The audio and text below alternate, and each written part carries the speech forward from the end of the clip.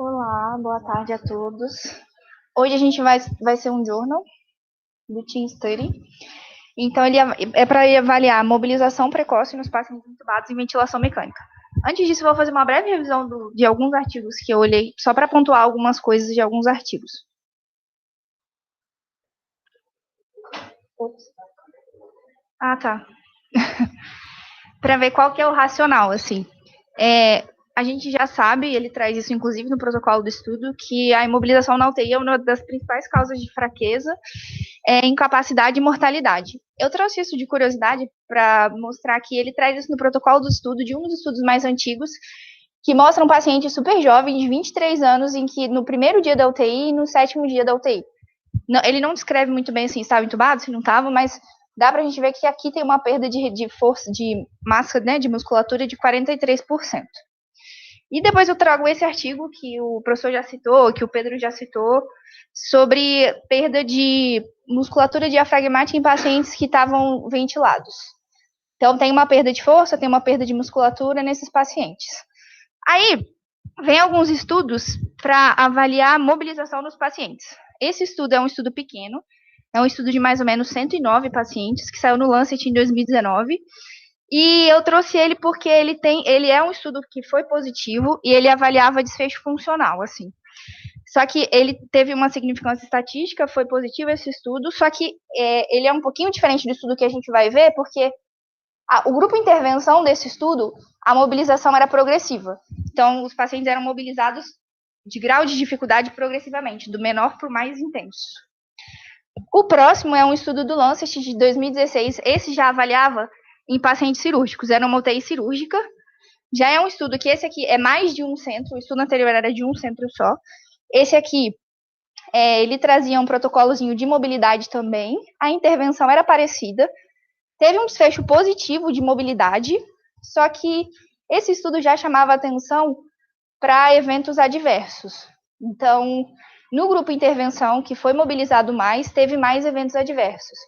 De alteração de pressão, de perda de dispositivo, mas, na verdade, de hemodinâmica, assim. É um estudo que tem muitas ressalvas, porque numa análise de desfecho terciário, assim, que eles avaliavam mortalidade, os pacientes que dessa UTI tinham uma mortalidade muito, muito alta, de tipo assim, quase o dobro do grupo intervenção para o grupo controle, então ficou um pouco meio complexo de avaliar. E aí vem uma sequência de 3 estudos, que são estudos um pouquinho maiores, mais recentes. Esse estudo saiu no Critical Care de 2016. São 120 pacientes e o desfecho primário dele era de performance funcional. Depois vem esse, que é o EPIC, que ele foi publicado no Tórax, que é uma das coisinhas do BMJ, de 2018. E o desfecho era melhora física.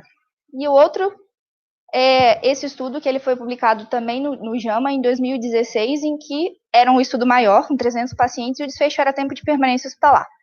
Nesse estudo, sim, não teve muita diferença significante, assim, eles foram neutros. E aí a gente chega no estudo, que é o estudo que a gente vai avaliar hoje, que é o TIM. E, assim, é um estudo que, de pergunta, ele avalia se a mobilização precoce nos pacientes intubados em ventilação mecânica tem impacto em dias livres de hospital em 180 dias. O grupo intervenção, eles tinham um protocolo, que a gente vai detalhar, e eles tinham sedação mínima, para se permitir que o paciente mobilizasse, e fisioterapia diária conforme o protocolo do estudo. O grupo controle era a mobilização conforme a UTI já praticava, e o desfecho era o primário, né? Eram dias livres de hospital em 180 dias. Esse é como se fosse o timeline assim do estudo. Os pacientes eram avaliados para ver se eles tinham capacidade de entrar no estudo, se eles tinham os critérios de elegibilidade. Eram randomizados no dia 1. E nos primeiros 28 dias, eles faziam parte do protocolo de mobilização, se eles fossem do protocolo ou não. Aí depois eles tinham um follow-up, e aí o desfecho primário era avaliado em 180 dias. E aqui, aqui em 28 dias de mortalidade, e aqui todos esses outros são desfechos de funcionalidade, de qualidade de vida, de autopercepção de saúde, de delírio, de tempo de ventilação, tem muitos e muitos desfechos secundários que eles avaliavam aqui. E aí, é um estudo que ele foi multicêntrico, foi um estudo internacional, que ele foi realizado Na Austrália, Nova Zelândia, Alemanha, Irlanda, Reino Unido, tinham participantes aqui do Brasil, que era um pessoal de Brasília, que eles incluíram 10 pacientes, 5 em cada grupo. Foi um estudo randomizado e um estudo controlado. A população do estudo. Os critérios para você ver se você poderia ser randomizado ou não eram pacientes adultos, mais de 18 anos, pacientes que estavam em ventilação mecânica, na UTI por pelo menos 24 horas. E aí você tinha também que ter uma perspectiva do paciente se manter entubado pelo menos o dia depois de amanhã, né? Como que ele cita, mais 2 dias para você conseguir incluir ele num protocolo de mobilização de um paciente entubado. E ele tinha que ter mínimas condições cardiovasculares e respiratórias para mobilização. Aí o que ele considera como condição mínima cardiovascular, assim? Ele não poderia estar com nenhuma taquiarritmia ou bradiarritmia que estivesse necessitando de intervenção, uma frequência menor que 150. Ele podia estar com droga vasoativa, mas com uma nora menor que 0,2 microgramas, assim, quilo minuto. Ou se ele estivesse entre 0,1 e 0,2, a nora não podia estar em ascensão, tipo um aumento de mais de 25% nas últimas 24 horas. E se você fosse possível, medir um índice cardíaco, um débito cardíaco, um índice cardíaco maior que 2. Da parte respiratória, eu achei até audacioso, assim, que ele permitia os pacientes mobilizarem com uma FI menor que 60, menor ou igual a 60, com uma PIP de 16 e uma frequência de 45. E aí as condições óbvias assim, o paciente não está bloqueado, não está pronado, nada disso, que era meio óbvio. Achei um pouco óbvio essa parte. E aí, quais eram os critérios de exclusão? O paciente não podia ter comprometimento cognitivo, porque ele tinha que colaborar com o estudo. O comprometimento cognitivo tinha que ser documentado previamente.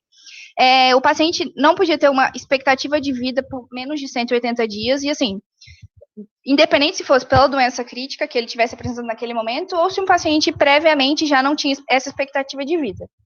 Se fosse uma readmissão na UTI, então assim, o paciente já ficou internado na UTI durante essa internação e agora ele reinternou, vamos randomizar, aí já não poderia.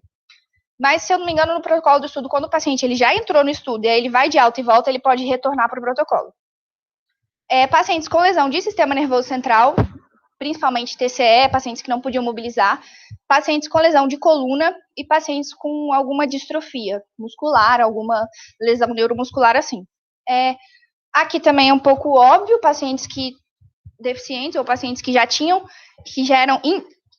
que não eram independentes para as atividades básicas de vida, assim, pacientes que tinham alguma dependência prévia que precisavam de ajuda não poderiam participar, que aí também não era hora dele reabilitar ali, né? E o outro é que se a morte fosse inevitável como resultado daquela doença. Então, se você achasse que apesar dos esforços que vocês fossem fazendo, o paciente ia morrer, ele era um critério de exclusão. Esse é o flowchart do estudo. Eles elegeram, assim, quase 11 mil pacientes e eles chegaram a randomizar 750. A maioria dos pacientes, metade dos pacientes foram excluídos por conta de TCE ou lesão neurológica, que não poderiam ser mobilizados, assim. 1.000 pacientes foram excluídos porque tinham ordem de repouso no leito, restrição. E aí aqui tem várias outras que... um critério de exclusão também era não falar inglês. Então, lembra que a gente tem outros países, né? Tinha Brasil também. E aqui, se você não falasse inglês, você não podia participar dessa... Era um critério de exclusão que tem descrito no protocolo do estudo. E essas aqui. Aí, eles foram 372 para o grupo intervenção e 378 para o grupo de cuidado usual. Tiveram algumas perdas aqui, falta de consentimento por conta de follow-up, e aí, no final, a avaliação foi em 369 e 364 pacientes. Essa é a tabela 1 do estudo. A maior parte dos pacientes eram pacientes em média de 60 anos, a maioria dos pacientes eram homens, e a maioria dos pacientes com sobrepeso, e tinham pacientes que eles fizeram uma análise aqui de estratificação de grupo, né? A maior parte dos pacientes, a maior parte não, assim, a maior parte, 60% eram de pacientes sépticos, e eu achei curioso que tinham alguns pacientes de Covid, assim, que às vezes desaturavam muito, e eles também participaram do estudo. O outro eu não achei nenhuma grande diferença entre os grupos, assim, não. Achei que dava para ver. E aí, como é que era o grupo intervenção? Os pacientes, eles eram todos os dias avaliados por um fisioterapeuta, e eles avaliavam, assim, com a análise do fisioterapeuta, qual era o maior grau de atividade que aquele paciente podia fazer. Então, assim, era avaliado por essa escala, o chamado IMS, em que, assim, 7 o paciente começa a andar, 4 o paciente ficou de pé, e 3 ele já ficou sentado à beira do leito. Aí, entre assim, 1, 2 e 3, aí ele se ele precisa de ajuda, se ele não precisa de ajuda, se ele consegue fazer ativo, passivo, se ele anda com 2 pessoas, com 1 pessoa, com muleta, sem nada. Então, isso são mas os marcos que ele, assim, pegou 7, 4 e 3. E aí, depois que ele avaliava, o fisioterapeuta avaliava, falava, esse paciente aqui consegue andar. Então, era jogado nesse tempo aqui. Então, ele sempre começava de cima para baixo. Se o paciente tinha um nível de mobilidade, por exemplo, para andar, eles iam pegar o paciente, botar para andar até ele cansar. E aí, como é que era avaliado o cansaço? É uma escala visual, assim. Uma escala de Borg, visualmente cansado o paciente, aí você diminuía um degrau. Tá cansado andando sozinho, então a gente vai dar um apoio de alguma coisa. Cansou, então a gente dá um apoio de 2 pessoas. Uma pessoa, cansou, aí a gente dá o apoio de 1 pessoa. Cansou, então a gente senta na poltrona. Cansou, aí senta na beira do leito. Então vai voltando.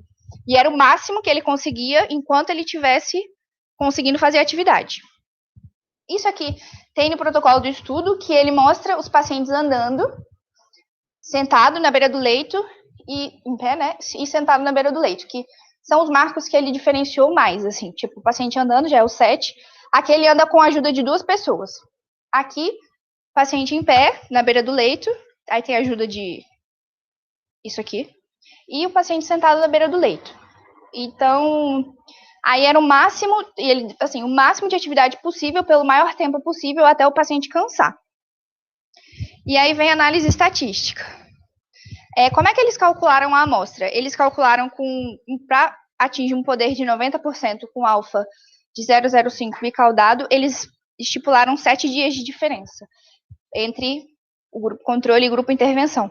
Esses 7 dias, eles vieram do trabalho piloto deles, em que eles fizeram com mais ou menos, não lembro, entre 90 e 100 pacientes que eles encontraram essa diferença. Então, eles jogaram para cá 7 dias. Eles colocaram que para esse tipo de desfecho, a amostra ela é não paramétrica, então eles inflaram a amostra em 15% para cobrir isso. E consideraram uma perda de follow-up de 5%. Com isso, eles chegaram a um número de 750 pacientes que eles precisavam randomizar para encontrar isso. Aí, de desfecho primário, eles fizeram por intention to treat e usaram uma regressão quantílica. Tudo bem. E aí, depois, eles, para avaliar a diferença entre os grupos, eles usaram uma regressão mediana. Tudo bem também, que ele descreveu assim. E desfechos secundários, eles usaram regressão logística, e para os contínuos eles usaram regressão linear. Assim, são muitos e muitos desfechos secundários que eles avaliaram. Foi um trabalho que, para randomizar, eles faziam por blocos de tamanhos variáveis, e a randomização era uma proporção de 1 para 1. E o cegamento, não tem como você cegar uma intervenção que é você botar o paciente para andar com um protocolo. Então, era cegado para as pessoas que faziam as análises, e para quem fazia o follow-up depois, telefone, tudo isso também era cegado. De resultado, assim, a gente vê essa tabela, que ele mostra aqui quantos pacientes foram avaliados por fisioterapeutas nos dias de randomização, e aqui eles mostram que a quantidade de tempo que cada paciente, que cada, em média, né, de grupo, que foi feito mobilização. Então, assim, no grupo de mobilização precoce, eles encontraram uma média de 20 minutos por dia. E no grupo de cuidado usual, de 8 minutos. Isso deu uma diferença de 12 minutos por dia, que os pacientes eram mobilizados a mais no grupo intervenção.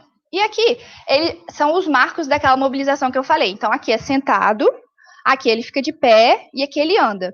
E assim, a gente vê aqui o número de dias em que os pacientes gastavam desde o início da randomização até eles conseguirem atingir esses marcos. Se a gente for olhar, o grupo controle também atinge os marcos, eles só demoram um pouquinho a mais. Então, assim, para sentar na beira do leito, uma diferença de, assim, quase não teve significância, assim, tipo, praticamente o mesmo dia. Agora, para ficar em pé, mais ou menos 2 dias, assim. Então, o grupo intervenção mobilizava, só que o grupo usual também mobilizava. E aí, só demorava um pouquinho mais para atingir os marcos de mobilidade que o estudo avaliou. Aqui eu trouxe para ver, porque eu achei, assim, que... Quando eu comecei a ler, eu achei, assim, que, os pacientes que são no grupo cuidado usual, eles iam mobilizar bem menos, assim, eu imaginei, e que pro protocolo eles iam mobilizar bem mais. E aqui a gente consegue ver que, desde o começo, eles mobilizam menos, mas desde o começo, eles também mobilizam. Então, esse verdinho é o paciente que anda. Desde o segundo dia, no cuidado usual, já tem paciente andando entubado. Então, assim, o grupo usual também mobiliza. Eles só mobilizam menos. E aqui, do desfecho principal, né, que ele considerou que eram de dias livres fora do hospital, dias vivos livres fora do hospital. Ele encontrou, não foi significativo, assim, encontrou 2 dias só de diferença, ele não conseguiu mostrar o efeito que ele queria, que era de 7 dias de diferença.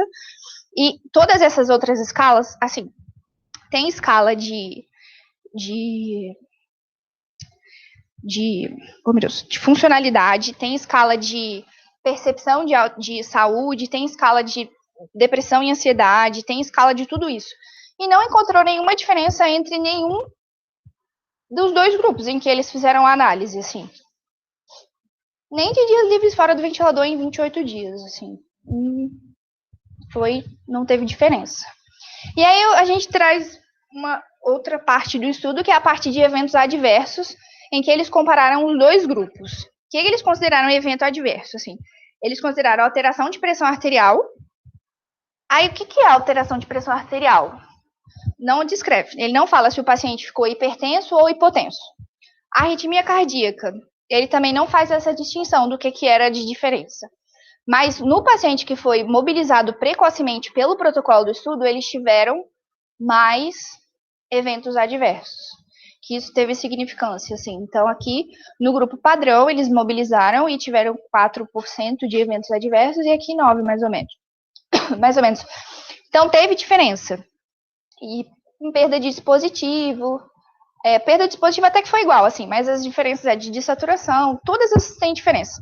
Ah, mas será que a gente teve algum evento adverso grave decorrente da mobilização? E aí ele traz pra gente no suplemento que não teve significância em relação à diferença de evento adverso grave. Aqui, o que ele mostrou que ele considerou de evento adverso grave foi a arritmia.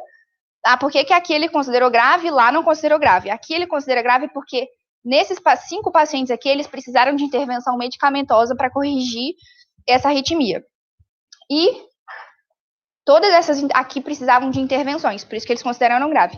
E nesse outro aqui, esse um paciente que teve de evento adverso grave foi um paciente com AVC que ficou com sequela de hemiparesia.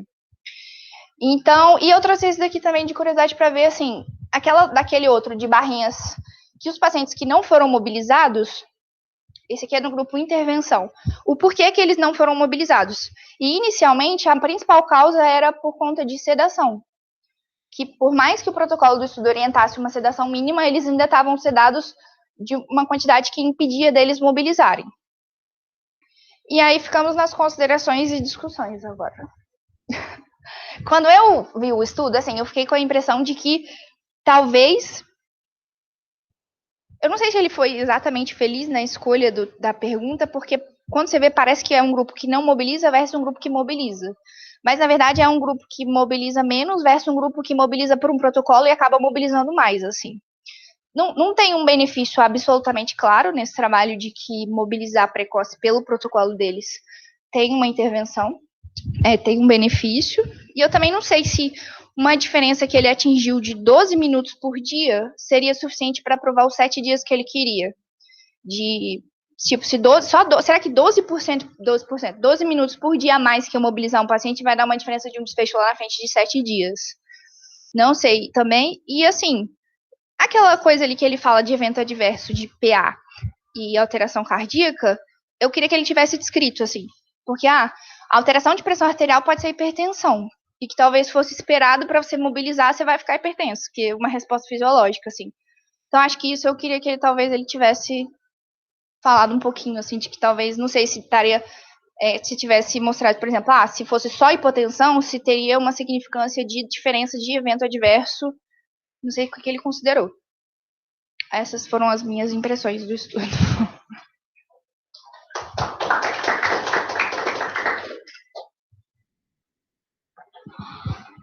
Excelente apresentação, acho que você já fez a boa parte aí da análise crítica do estudo, né? Fica à vontade de se acrescentar, hein?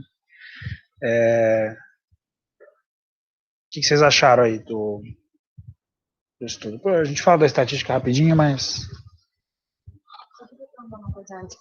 O grupo controle tinha um protocolo de mobilização, esse hospital, ou era, tipo, provavelmente isso aí é o que eles fazem mesmo, tipo, entuba, no segundo dia tem um ou outro que já anda, tá? É o Joker dos centros. Eram vários centros. Não era o que era feito. Então não tinha nenhuma especificação do que devia ser feito no grupo controle. Então era o cuidado usual da fisioterapia mesmo, assim, dos pacientes.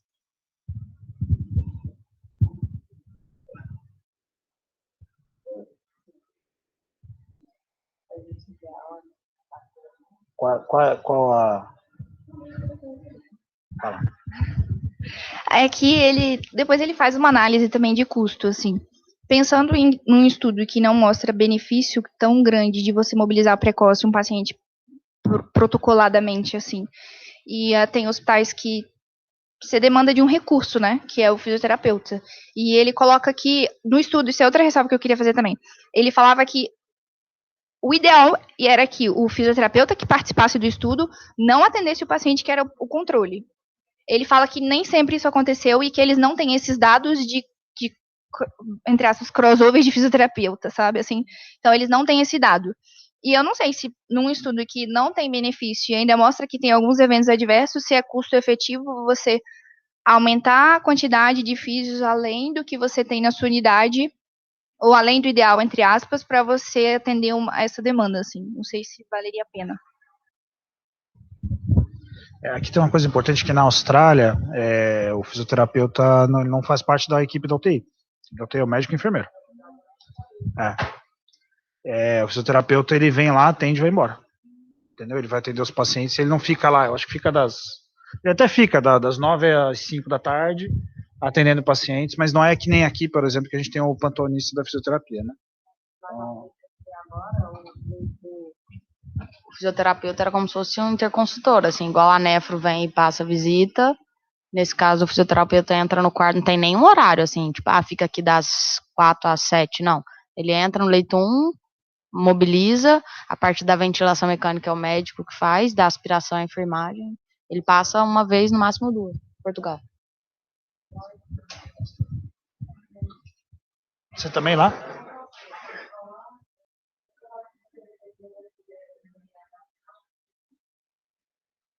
Aham. Perfeito.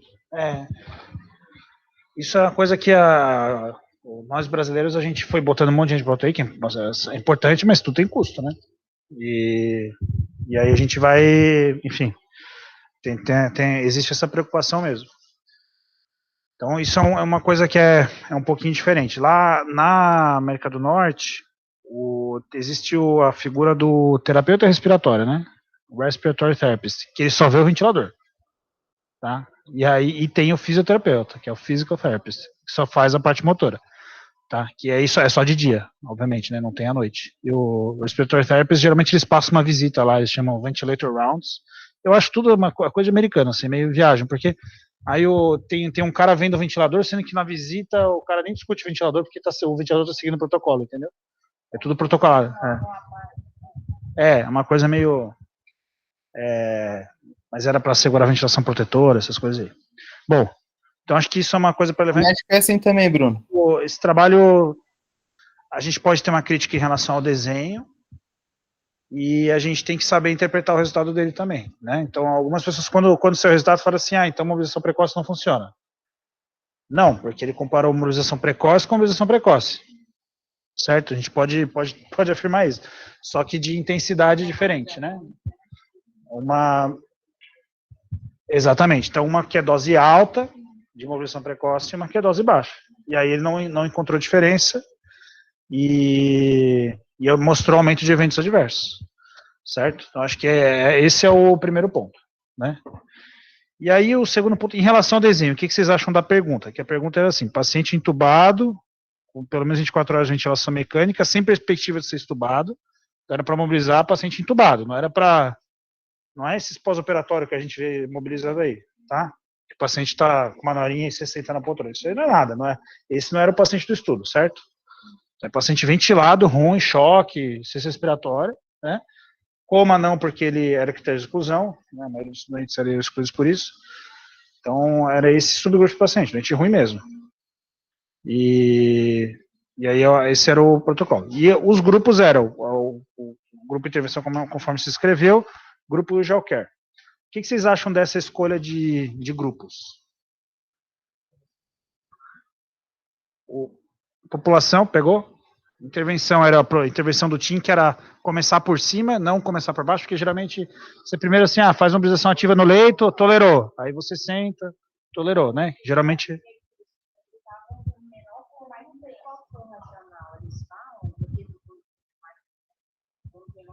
É a ideia de estressar, de dar intensidade na. Exatamente. Essa era a intervenção. E o grupo controle era o Joker. O que vocês acham dessa escolha de grupos? Um estudo que foi de randomização individual nas UTIs. Para dar uma dica.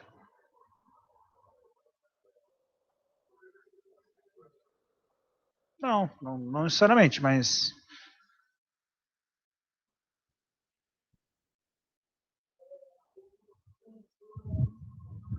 Sua maneira de...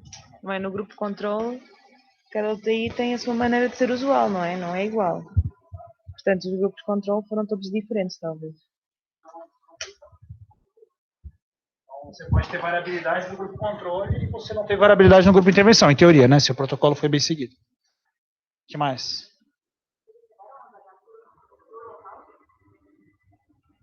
É legal. É legal. Mas é diferente ou não? O Brasil só.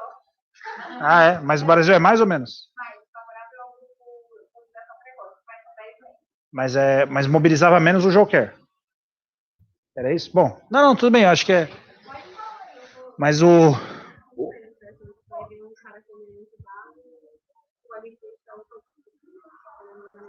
Perfeito, influenciar como? Imagina que você é o mesmo fisioterapeuta, um grupo está mobilizando precoce, e o outro é o Joker, não tem protocolo.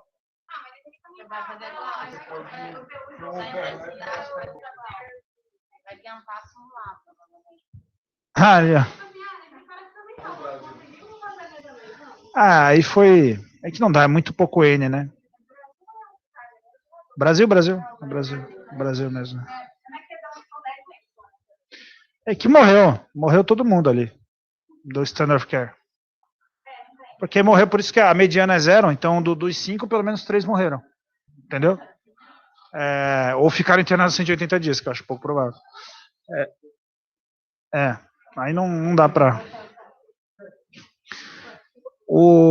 Acho que que ponto que eu queria chegar? Como você está fazendo um estudo que é aberto,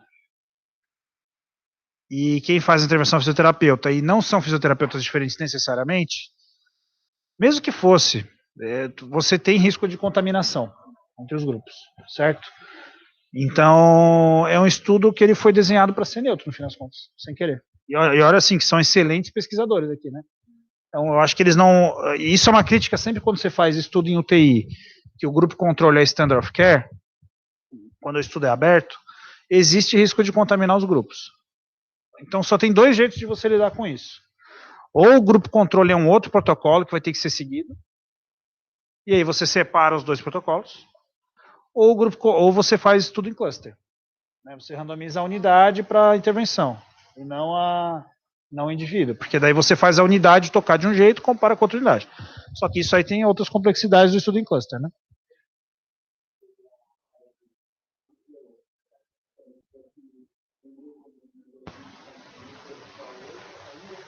Perfeito. Não, você tem razão. Então, teve separação fisiológica? Teve. Agora, essa separação fisiológica foi suficiente para você detectar uma diferença de dias livres de hospital em 180 dias, 7 dias? Não foi, né? Não foi. Então, aí, eu não sei dizer se esse estudo mostrou que a mobilização precoce intensiva não funciona, ou se ele mostrou, ou se ele é neutro porque teve contaminação, entendeu? Realmente, a interpretação desse estudo para mim é muito difícil, né? Mas o que é fato, né? Olhando os resultados, o grupo Standard of Care mobilizava bem já, E é o que todo mundo está falando, assim, eu vou parar de mobilizar precoce? Não, você só não vai começar por cima, que era o protocolo de estudo, né? Então, aí por isso que eu falo, aí depende de como você vai interpretar. E ninguém morreu por causa disso. O paciente, ou ele fez uma hipotensão postural,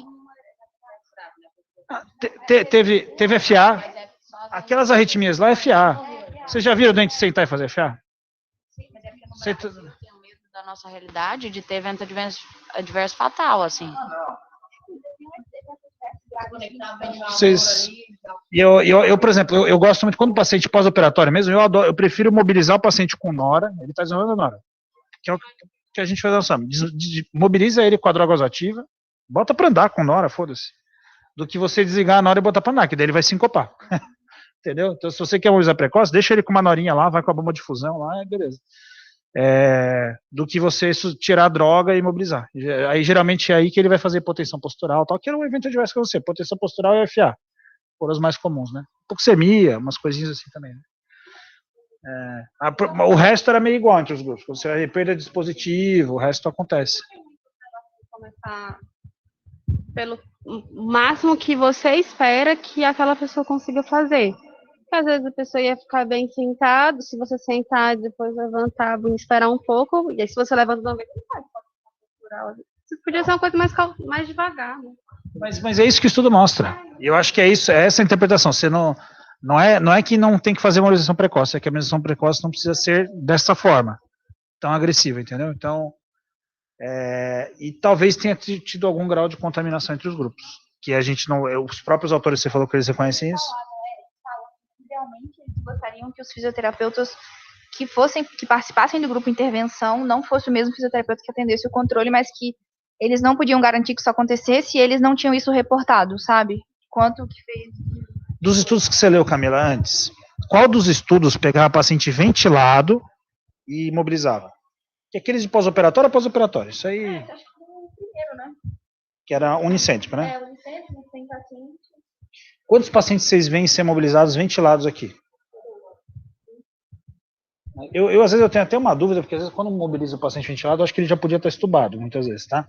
Eu tenho essa... Se o paciente está obedecendo a comandos e ele consegue ser mobilizado, eu acho que poderia tirar o tubo dele, na maioria das vezes. De 60 é estranho, né? Em algum lugar ele seria indicado para bloquear, pronar e, enfim, vai... Não, não sei, se eu queria saber. Tabelão, vamos ver. Desses... Isso também é agressivo, não é só a intensidade. Esse critério eu gostei aí. Eles têm um trabalho antes do Critical Care Forum sobre os critérios de segurança para mobilizar. Eles tinham feito. A tabela 1 está antes do resultado.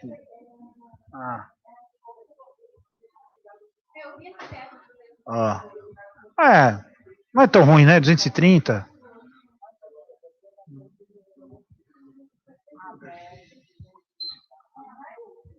Mas ele também diz quanto que é a dose de nora ali. Não, é menor que 0,2. É menor que 0,2. Isso daí não. Não, tudo bem, mas são pacientes que dá para mobilizar, né?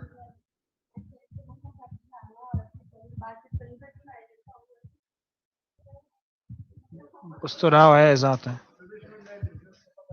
Mas onde que eu tava querendo chegar aqui? Vocês trouxeram da mobilização, que é o que eu falei, dos ventilados, né? Eu acho que tem muito paciente que a gente mobiliza. Não, isso, eu queria saber qual estudo que tinha mostrado o benefício em ventilados, né? Porque, olha só, e eu acho que eles vão fazer isso, tá? Os australianos, eles são pesquisadores de verdade, assim, eles fizeram estudos que deu neutro e que deu errado. Deu errado no sentido assim, deu mais evento adverso e tal. Imagina assim, o que seria o nosso usual care? Seria deixar o paciente ventilado só na mobilização passiva ali. Entendeu?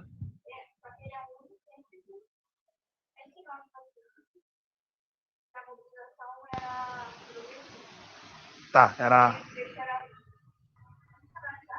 Tá, perfeito. Esse foi um dos primeiros, esse é o do Crespo, foi positivo.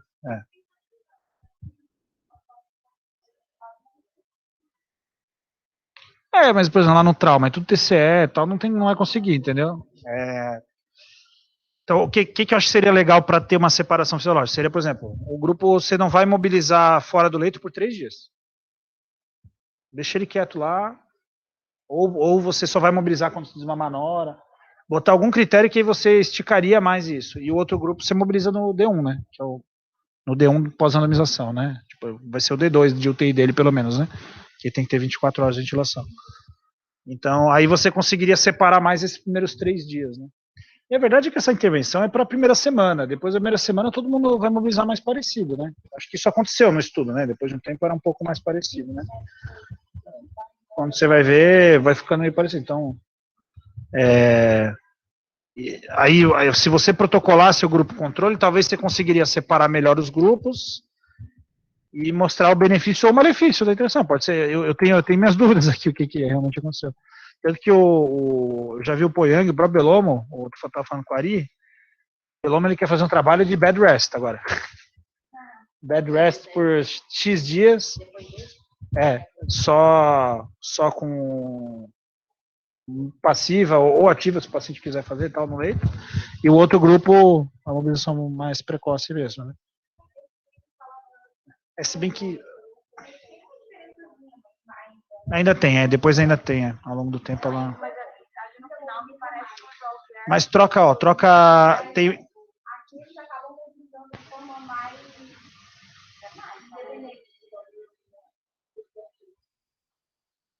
Pois é, interessante, né? Por 28 dias, né? Assim, essa hipótese da contaminação teve separação fisiológica, então não dá pra gente afirmar que foi só isso que aconteceu, sabe? Mas eu acho que é complicado, assim, talvez se você protocolasse 2 protocolos diferentes, isso é sempre uma crítica quando você usa um braço ou qualquer no estudo, porque ao longo do estudo pode ser que ele vá se contaminando pela intervenção se o pessoal achar que a intervenção é legal, entendeu? Quando o estudo é aberto, claro, tá? Então, acho que é o ponto principal. Bom, aqui a gente tem uma ultra especialista nisso, a gente tem essa Débora. A Débora ficava tarde lá com o Leandro, o Pedro lá. Ela fica lá, não fica? Fiz. O doutorado dela foi nisso, e ela fez um trabalho aqui, unicêntrico, mostrando benefício, que você não referenciou aí, deixou os brasileiros de fora. É um do CCM, o dela, o trabalho dela. De mobilização precoce. E o dela, ela mostrava benefício, acho que também funciona, de ser funcional. Assim, tá?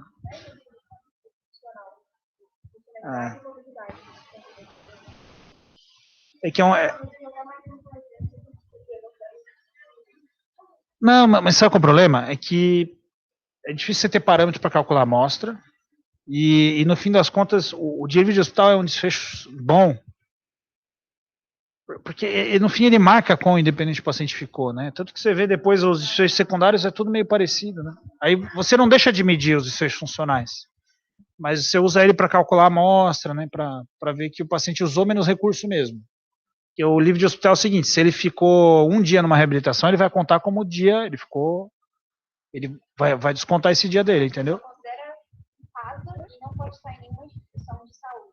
Você entendeu? Então, qualquer dia em instituição de saúde conta. Então, no fim, isso está sendo medido. Entendeu? Se ele demandou mais ou menos reabilitação pós-alta, isso acaba sendo medido. Né?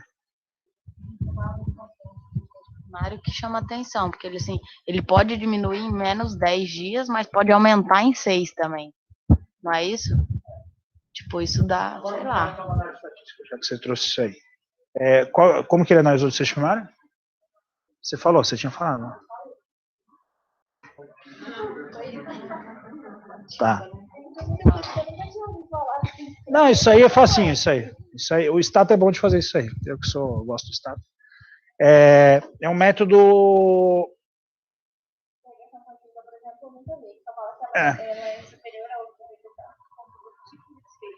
Isso, aí, porque como o desfecho é uma variável quantitativa, você poderia usar regressão linear, que não é uma boa, porque a distribuição é toda doida, né? Vai ter um monte de zero, né? Então não é bom. Mesmo a regressão quantílica aí não é melhor não, eu acho. Mas aí o que a regressão quantílica faz? É como se você fosse ver a intervenção em relação à mediana do desfecho.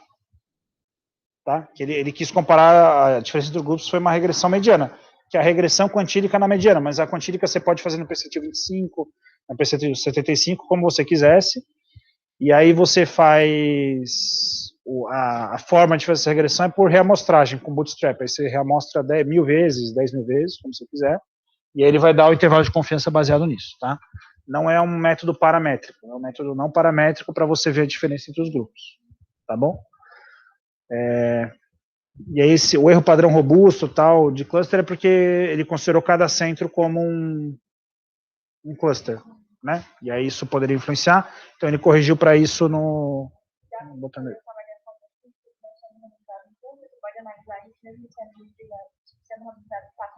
Você sempre pode ajustar pelo cluster da UTI, né? Isso é até ok, especialmente aqui porque eu acho que a randomização foi estratificada por centro.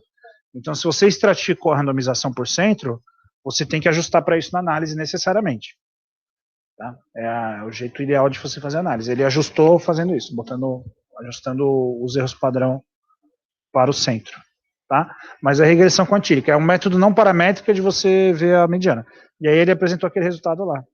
Vamos voltar lá para o resultado principal. A próxima, né? Isso, tabela 3. Ele mostrou essa diferença de menos 2 dias e esse intervalo de confiança é baseado no bootstrap. Tá? Que ele reamostra a mesma coisa várias vezes, aí vai tirando um de cada vez, vai vendo o que acontece e ele dá esse intervalo de confiança 95%. E ele é largo porque, como não é baseado no modelo paramétrico, o intervalo de confiança geralmente fica um pouquinho mais alto mesmo, fica maior, e o N é pequeno, né? É 750 pacientes, não é muito, né? Tá? E depende de quão espalhada é essa distribuição, né? Deve ter bastante zero, porque morreu 22,5 e 19,5, então 20% dos pacientes era zero, né? 0 dias livres, e aí o resto ficou distribuído ao longo do tempo, né? Tá?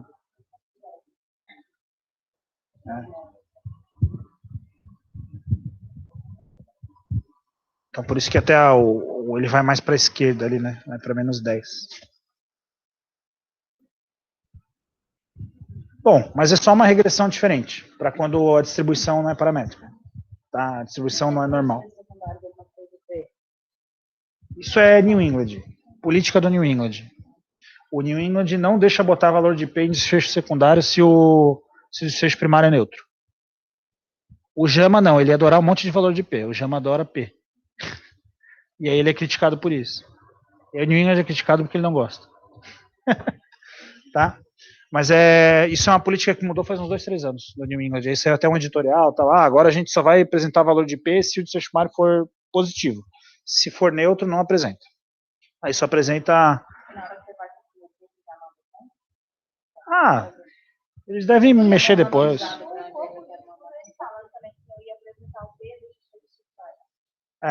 Porque é justo assim, né? Que é tudo exploratório, mas aí você tem as estimativas ao redor ali para interpretar como você preferir, entendeu? Então aí a diferença não faz diferença nenhuma, na verdade. O valor de P exato ali, porque você tem as distribuições. Mas olha que interessante, quando a gente vai ver ali o Bartel, a maioria dos pacientes é totalmente independente, né? Bartel de 100. Tá? Que é os pacientes conseguem ir no banheiro, aquela escala em 180 dias, né? Entendeu? Então, não teve diferença nenhuma em termos de funcionalidade para atividades básicas da vida diária, né?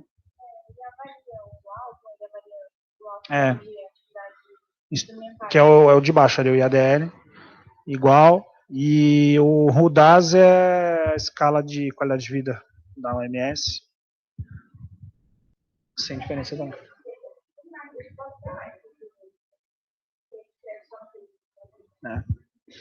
Aí qual que é o problema de todos esses desfechos aí? Eles não levam em conta os mortos. E aí entra o problema de você fazer o cálculo de amostra baseado nisso. Porque o desfecho primário leva em conta quem morreu ou não morreu. Entendeu? Os efeitos secundários não levam em conta. Então, se morreu mais ou menos, ele não leva em conta. Essa análise é só nos sobreviventes em 180 dias. Então, às vezes, sai umas coisas estranhas, porque morreu mais num grupo do que no outro, só que os que não morreram do grupo que morreu mais, eles ficaram melhor do que isso pode acontecer, entendeu?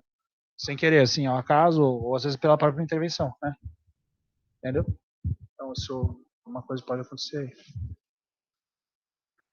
Bom, Camila, e aí, então, qual que é o seu recado para dar para todos? Você que apresentou muito bem, já trouxe uma análise crítica legal aí. Eu acho que não dá para levar a informação de que a mobilização não é boa por conta de efeito adverso, porque todo mundo mobiliza. Acho que dá para pensar se precisa realmente você começar de forma tão intensiva a mobilizar o paciente, tipo, vamos botar para andar de cara até ele cansar, assim. Não sei se precisa ser tão agressivo desse jeito, assim. E acho que dá para continuar mobilizando, não tão intensivamente.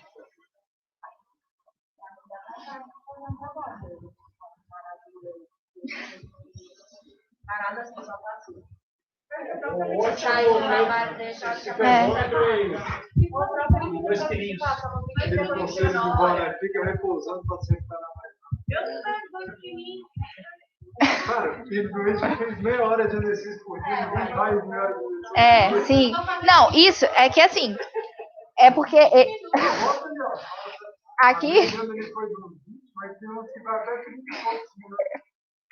tem paciente que é porque o protocolo do estudo, eu queria voltar, que ele começa com 60 minutos, né? Aqui, ó.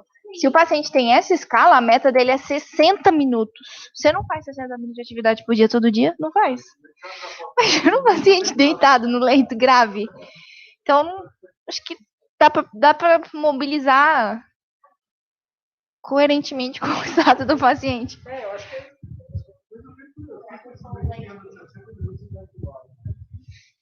o paciente só no começo e ele não precisaria mais ser entubado. Ele não estaria mais entubado. Pode ser, mas já foi entubado quando ele chegou nesse ponto.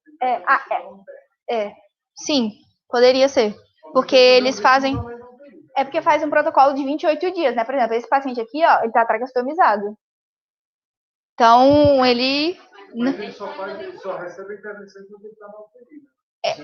28 dias, por 28 dias ou enquanto estiver na UTI. Mas desde mesmo os pacientes fora do protocolo, do grupo intervenção, já tinha paciente que andava no primeiro dia. É porque não dá pra ver que tá pequeno, mas tem um mini verdinho aqui nesse primeiro. No segundo, com certeza dá pra ver. O paciente anda no segundo dia. E aqui é o grupo controle, teoricamente, né? Teoricamente não, é o grupo controle. Nutrição, por exemplo, na cabeça, tem que dar comida logo para ele produzir energia e ficar bem. E aqui tem que botar ele para andar logo para ele produzir músculo e ficar bem. Isso Nem sempre a avó tem razão, né? Vai ficar forte.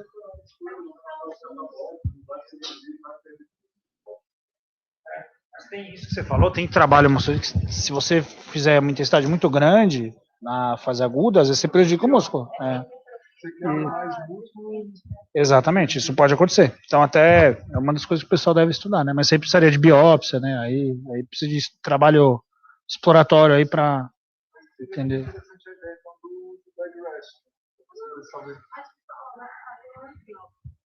Bed rest total versus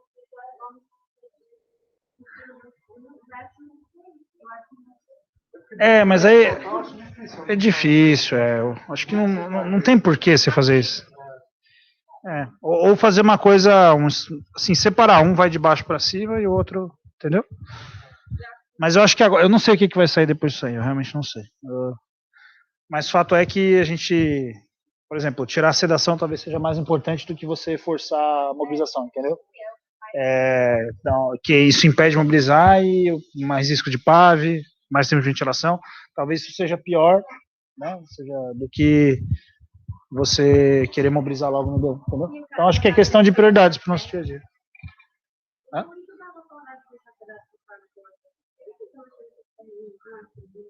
Isso, ele